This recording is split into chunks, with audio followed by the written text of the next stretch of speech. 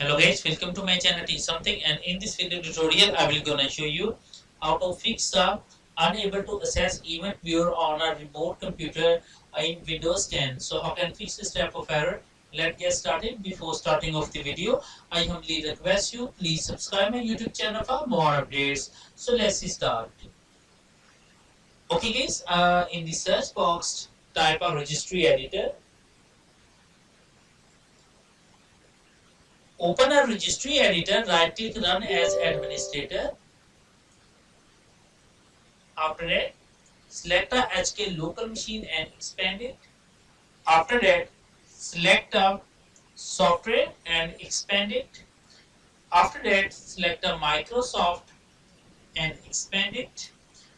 After doing this, find out a COM3. Now here is a COM3 and right click new and select a 32-bit value and type a name is remote access enable. R is a capital letter. Access A is a capital. Enable E is a capital.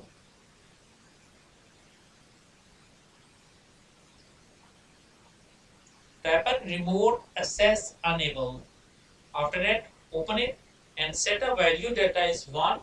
Click on OK button and close the registry editor. After that, close it and restart your computer. And after restarting your computer, I'm sure that after doing this that your problem is fixed. I hope this video is helpful for you. Thanks for watching and please subscribe my YouTube channel.